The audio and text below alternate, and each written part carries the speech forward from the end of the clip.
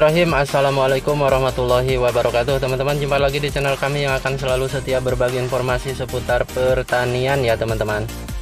Oke teman-teman, dalam video kali ini saya akan berbagi cara membuat benih lokal ya teman-teman, benih cabai rawit lokal ya. Sebelum saya mulai, jangan lupa seperti biasa ya teman-teman, dukung dan support channel ini dengan cara menekan tombol subscribe-nya. Bagi teman-teman yang baru menemukan channel ini, jangan lupa dukung dan support channel ini ya. Mudah-mudahan video-video yang kami bagikan ini betul-betul bermanfaat untuk kita selalu berbagi atau sharing di seputar pertanian ya teman-teman. Dengan cara menekan tombol subscribe-nya, tekan juga tombol notifikasinya ya teman-teman, agar tidak ketinggalan video-video baru yang kami bagikan ya teman-teman. Oke teman-teman, dalam video kali ini saya akan berbagi cara membuat benih lokal ya teman-teman, benih lokal jenis cabai rawit atau cabai apa ya namanya ini, cabai rawit jenis Asmoro teman-teman. Sebelum kita melakukan pemilihan pembibitan, pastikan dulu tanaman yang kita buat untuk bibit itu tanamannya yang sehat ya teman-teman, yang sehat, yang tidak terserang penyakit atau hama ya teman-teman. Jadi pastikan tanaman yang kita tanam itu, yang untuk pembibitan, yang untuk kita ambil bibitnya itu sehat, terhindar dari penyakit ya teman-teman ya, terutama penyakit antraknosa ya teman-teman atau pate. Karena kalau buahnya tidak sehat, nantinya takutnya menular ketika kita membuat bibit, kemudian kita tanam lagi, nantinya akan nular ya teman-teman di tanaman yang berikutnya. Jadi pastikan tanamannya sehat, buahnya sehat, baru kita buat benih atau bibit ya teman-teman. Kita ambil petik yang buah yang bagus, pastikan dari pohon yang bagus ya teman-teman, maksudnya dari pohon yang sehat kita ambil untuk benih seperti ini ya teman-teman, yang pohonnya tidak pernah terserang jamur atau layu gitu ya teman-teman. Nah seperti ini ya, kemudian kita sortir ya teman-teman. Kita sortir, pastikan buahnya ini tidak ada penyakitnya ya teman-teman, terutama penyakit antraknosa atau pate ya teman-teman. Kalaupun ada yang terindikasi, bisa dibuang aja ya teman-teman, jangan dipaksakan dibuat, karena nanti efeknya untuk jangka panjang tanaman kita ya teman-teman. Pilih buah yang bagus-bagus ya teman-teman, yang bagus, sehat, nantinya akan menghasilkan bibit yang berkualitas ya teman-teman. Kalau bibitnya bagus, kualitasnya bagus, otomatis perawatannya ke depannya nantinya akan mudah ya teman-teman. Jadi tidak akan mudah terserang penyakit, terutama penyakit jamur. Nah kalau yang seperti ini kita buang aja teman-teman ya. Ini ada indikasi sebenarnya tidak kena penyakit teman-teman ya, yang barusan saya buang, tapi ada bercak semacam agak busuk gitu ya teman-teman. Jadi daripada resiko kita buang. Kemudian kita jemur ya teman-teman, kita jemur sekitar 5-7 hari atau sampai kering ya teman-teman. Kita jemur sampai kering.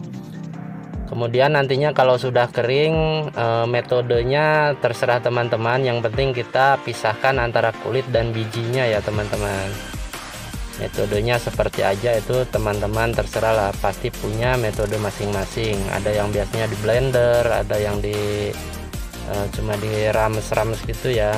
Kemudian kalau sudah jadi biji seperti ini, kita siapkan air panas ya teman-teman. Jadi air panas sekitar 60-70 derajat Celcius, atau dikira-kira aja teman-teman. Kalau dikira-kira dipegang itu enggak terlalu panas. Nah itulah teman-teman yang kita pakai ya.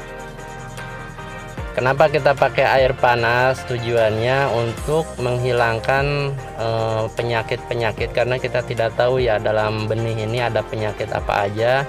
Terutama biasanya penyakit yang paling utama itu teman-teman seperti antraknosa. Jadi kalau kita kasih air panas, mudah-mudahan pasti dia mati ya teman-teman, bibit-bibit penyakitnya. Kemudian boleh kita gunakan pestisida nabati atau fungisida nabati yang terbuat dari bawang putih, lengkuas, ada kunir, kunyit ya teman-teman. Kemudian boleh diaplikasikan sekitar 10 mili aja ya teman-teman. Nah seperti ini, sekitar 10, kurang lebih lah 10 mili ya teman-teman. Kita masukkan ke sini, kemudian kita aduk-aduk dan tutup, kemudian kita simpan selama 1 kali 24 jam ya teman-teman. Jadi setelah direndam menggunakan air panas sekitar 60-70 derajat, kemudian kita masukkan fungisida nabati, atau boleh teman-teman menggunakan fungisida kimia seperti mankoseb ya teman-teman, atau menggunakan pupuk organik. Kalau tidak ada pupuk organik buatan sendiri, boleh teman-teman beli ya, seperti atonik gitu-gitu ya teman-teman. Setelah direndam 1 kali 24 jam, kemudian kita tiriskan seperti ini ya teman-teman. Kita tiriskan kembali seperti ini untuk kita lakukan penyemaian ya teman-teman. Kita nantinya akan semai di sini. Setelah ditiriskan agak kering, kemudian kita semai. Yang pertama kita lakukan penyiraman terlebih dahulu teman-teman. Jadi polybagnya kita siram terlebih dahulu, kemudian kita lubangin satu persatu ya teman-teman, seperti ini ya. Jadi bukan niat untuk saya menggurui ya teman-teman. Jadi ini hanya sekedar sharing atau berbagi pengalaman ya teman-teman. Kalau teman-teman punya pengalaman baru di seputar pembibitan, boleh kita sharing atau berbagi di kolom komentar ya teman-teman. Jadi jangan pelit sama ilmu. Jadi kita harus saling berbagi untuk memajukan pertanian kita ya teman-teman. Ini setelah 7 hari setelah tanam, setelah semai ya teman-teman. Ini 7 hari setelah semai seperti ini. Pertumbuhannya alhamdulillah ya teman-teman cukup merata. Jadi caranya sangat mudah ya teman-teman. Pastikan bibit atau benih yang kita mau tanam itu bibit atau benih yang sehat. Kemudian perawatannya juga pastikan kita merawatnya dengan baik ya teman-teman, karena pembibitan atau benih ini sama seperti kita melihara bayi ya teman-teman. Jadi kalau kita rawat dengan baik nanti hasilnya akan baik juga, tapi kalau kita rawatnya asal-asalan nanti hasilnya akan susah merawatnya ya teman-teman. Jadi hama atau penyakit itu akan mudah menjangkit kalau kita asal-asalan memilih benih ya teman-teman. Oke teman-teman, itu aja. Mudah-mudahan video ini bermanfaat buat kita selalu berbagi di seputar pertanian. Terima kasih banyak. Assalamualaikum warahmatullahi wabarakatuh.